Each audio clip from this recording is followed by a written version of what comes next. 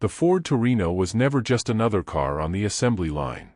It was born in an era of American excess, when style, power, and identity merged in a way that only the late 1960s could have allowed. It carried a name that evoked the Italian city of Turin, symbol of European design and sophistication, but under its sleek skin beat a truly American heart. The Torino represented the dreams, ambitions, and contradictions of the muscle car generation, an age when the sound of a V8 was the national anthem of the open road, and freedom was measured in cubic inches. When the Torino debuted in 1968, it entered a world on the edge of change.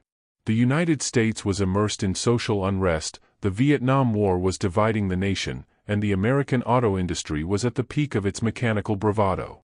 Ford, like its competitors, understood that cars had become more than machines, they were extensions of personality.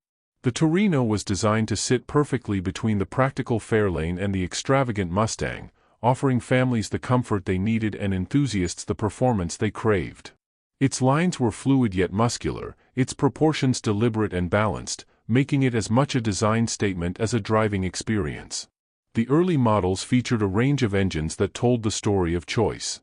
You could have a modest six-cylinder for the everyday commuter, or you could walk into a dealership and leave with a Torino GT armed with a 390 cubic inch V8 that could roar down the highway with ease. The car was available as a coupe, sedan, or convertible, giving it a flexibility that made it appealing to almost everyone. But beyond numbers and specifications, there was something intangible about the Torino. It felt alive. The way it idled, the vibration through the steering wheel, the smell of fuel and metal, all combined to create a sense of connection between driver and machine. As the 1970s approached, the Torino evolved into something more daring. The 1970 redesign turned the car into a true muscle machine, with fastback styling, hidden headlights, and aggressive contours that made it one of the most beautiful American cars of its time. It was no longer just a family vehicle, it was a statement of rebellion. This was the era of the Torino Cobra, a beast that carried Ford's most powerful engines, including the legendary 429 Cobra Jet. These cars were brutally fast and unapologetically loud, symbols of a time when fuel was cheap, speed was worshipped, and the American highway was the ultimate playground. But even as the Torino was conquering the hearts of drivers, the world around it was changing faster than Ford could keep up with. The oil crisis of 1973 hit like a thunderclap. Overnight, the big, thirsty V8 engines that once symbolized freedom became a liability. Gasoline prices soared, and for the first time, Americans began to question whether they needed so much power under the hood. The Torino, which had once represented everything good about the muscle car era, suddenly found itself out of step with the times. The same weight and power that had made it desirable now made it impractical. Yet for those who had owned one, the Torino remained unforgettable. It wasn't just the performance, it was the feeling. The deep rumble of the engine, the way the car seemed to breathe when you pressed the accelerator, the long hood stretching into the horizon, it made you feel like you were in control of something greater than yourself. For young men of the 1970s, owning a Torino was more than transportation, it was identity. It was the sound of Saturday nights, of streetlights reflecting off chrome, of hands gripping the steering wheel with pride. The Torino also became an unexpected cultural icon. It starred in movies and television, most famously in Starsky and Hutch, where the bright red 1974 Grand Torino with its white stripe became one of the most recognizable cars in American pop culture. That car wasn't just a prop, it was a character. It symbolized coolness, danger, and adventure. Even today, decades later, enthusiasts still restore and customize their own Gran Torinos to match the one from the show, a testament to how deeply that image embedded itself in the American psyche. But behind the Hollywood glamour, the reality for the Torino was less glamorous. Ford, like the rest of Detroit, was struggling with stricter emission standards, rising insurance costs, and the growing popularity of smaller, more efficient imports from Japan and Europe. The muscle car market that had once been unstoppable was now collapsing under its own weight. Each new regulation stripped away a bit more of what made the Torino special. Power dropped, performance dulled, and by the mid-1970s, the once proud Torino had become a shadow of its former self. The raw excitement of the 1970 Cobra had given way to the tamer Gran Torino Elite, a car that looked luxurious but lacked the fire that once defined the name. Still, for a brief and shining moment, the Ford Torino had captured something that went beyond horsepower.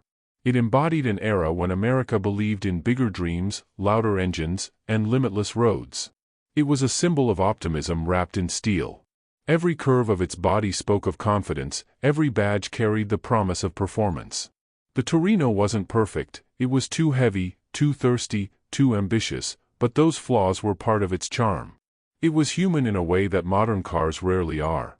For collectors and enthusiasts today, restoring a Torino is an act of love and defiance. It's a way of keeping alive a piece of mechanical history that refuses to fade quietly.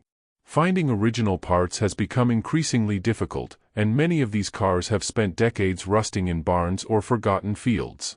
Yet when one is brought back to life, the sound of that V8 once again echoes the dreams of another time.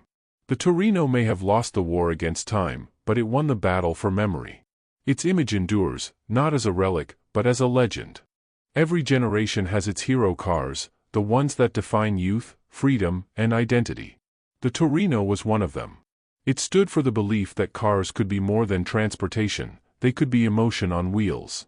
Even now, when you see one parked at a classic car show, gleaming under the sun, you can sense the aura it carries. It's not just nostalgia, it's reverence.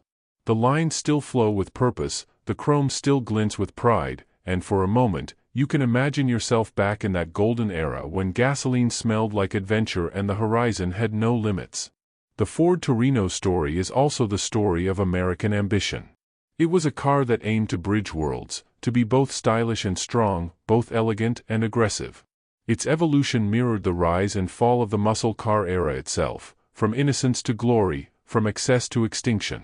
But like all great American myths, it never truly dies. It lives on in the stories of those who drove it, in the photographs of drag strips and drive-ins, and in the echo of engines long silenced but never forgotten.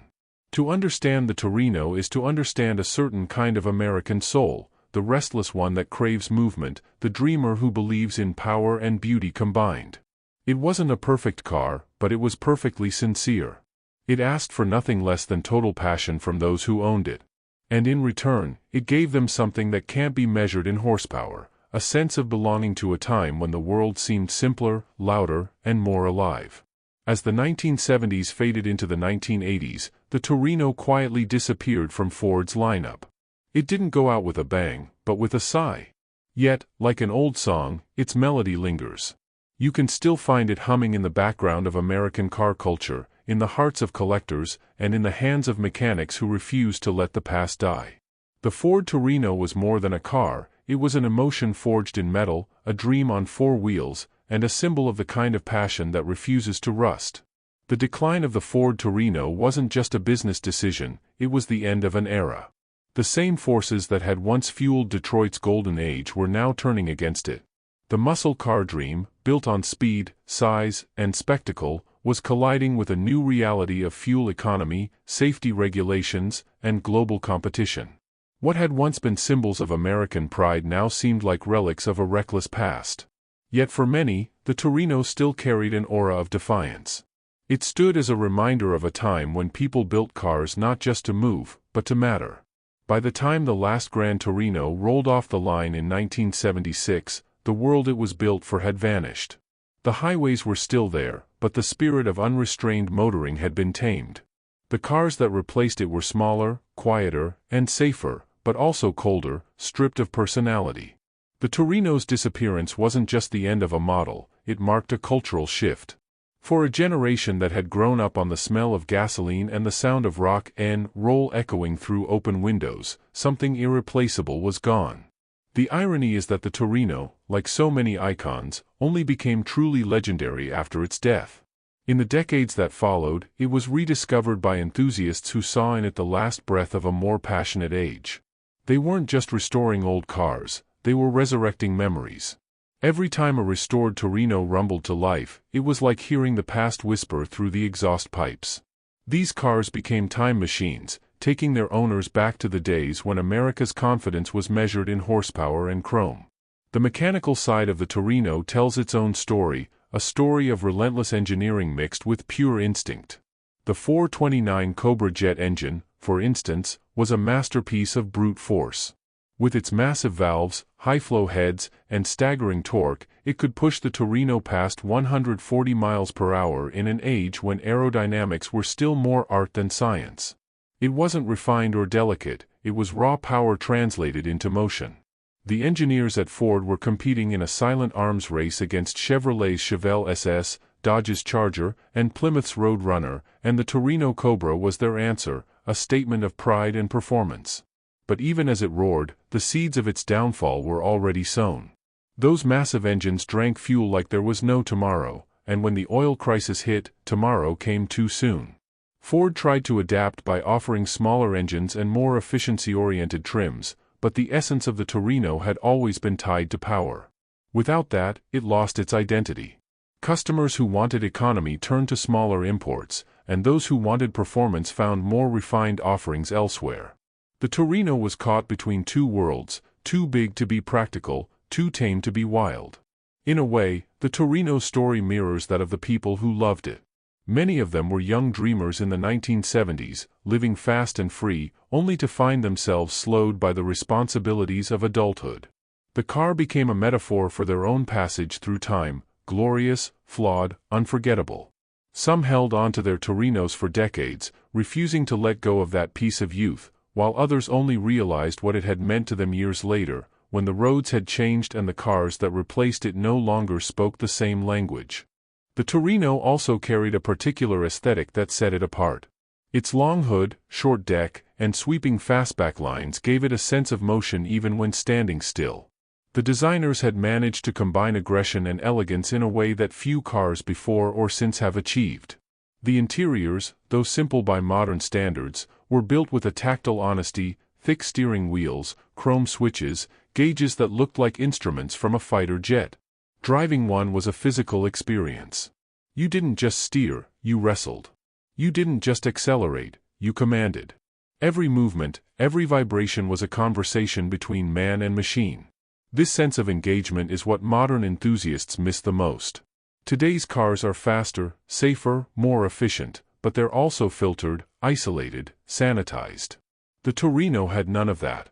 It was noisy, rough, imperfect, and utterly alive. You could feel the road through the seat, smell the fuel in the air, and hear the heartbeat of the engine in your chest. It made driving an event rather than a routine. That's why, even today, those who restore or collect these cars speak about them with a kind of reverence usually reserved for people, not machines. In the film Gran Torino, 2008, Clint Eastwood's character, a grizzled Korean War veteran, uses his 1972 Gran Torino as a symbol of pride and resistance. The car becomes a reflection of his past, strong, outdated, but dignified. For millions of viewers, that movie was their first encounter with the Torino, and it reignited interest in a name that had been fading into obscurity. The symbolism was perfect, a car that refused to be forgotten, just like the man who drove it. Through cinema, the Torino once again found its way into the collective memory, bridging generations and reminding people what it meant to love a machine not because it was perfect, but because it was real. Restoring a Torino today is not easy. Many have succumbed to rust, neglect, or time. Finding an untouched survivor is rare, and the cost of bringing one back to life can be enormous. But those who take on the challenge do it for more than just profit. It's an act of devotion.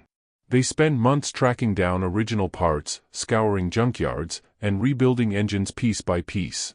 Each bolt tightened is a tribute to the craftsmen who built the originals and to the spirit of a country that once believed in mechanical beauty. When a restored Torino finally rolls out of a garage, gleaming under the sun, it's not just a car, it's a resurrection. The Torino community is a small but passionate one. Online forums, local clubs, and car shows keep the flame alive. Owners share stories, restoration tips, and memories passed down through generations. For them, the Torino represents more than nostalgia, it's a way of connecting to something authentic in an age that often feels synthetic. They drive their cars not for attention, but for the experience. Every start of the engine is a small rebellion against time itself. If you look closely at a Torino today, you can see the traces of its era etched into every panel. The optimism of post-war America, the daring of the 1960s, the struggles of the 1970s, they're all there. It carries the DNA of a culture that once believed in limitless possibilities. And maybe that's why it still resonates. Because deep down, we all long for that kind of belief again. The Torino reminds us that even when time moves on, passion leaves fingerprints that never fade. Technically, the car's evolution was fascinating. From its debut as part of the Fairlane line in 1968 to its transformation into the Gran Torino and eventually the Elite, the model reflected the shifting priorities of American design. The early cars focused on muscle and simplicity, while later versions leaned toward comfort and luxury. Each generation tells a different story about what Americans wanted, and what they were afraid of losing. The mechanical details may have changed, but the spirit stayed the same: bold, confident, and unapologetically American. The Torino also left behind an influence that reached far beyond its production years.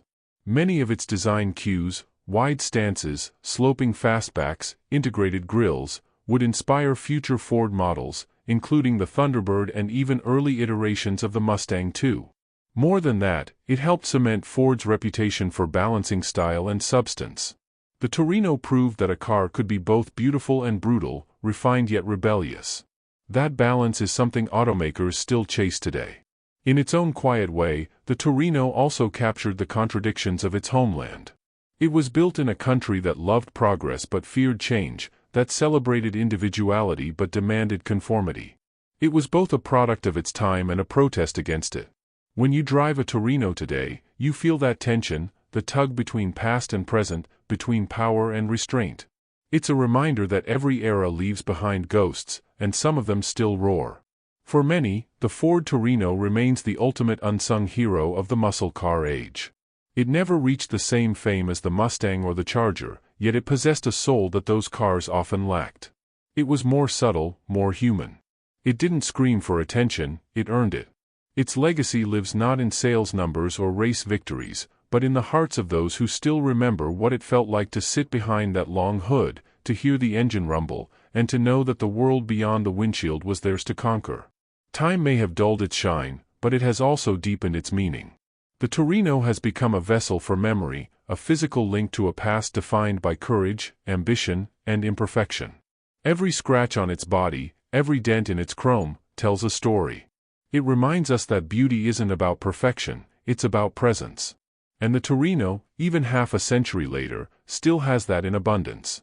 When future generations look back at the golden age of American automobiles, they will find the Torino waiting there, parked proudly among the legends. It may not have won the race for longevity, but it won something far greater: the respect of time.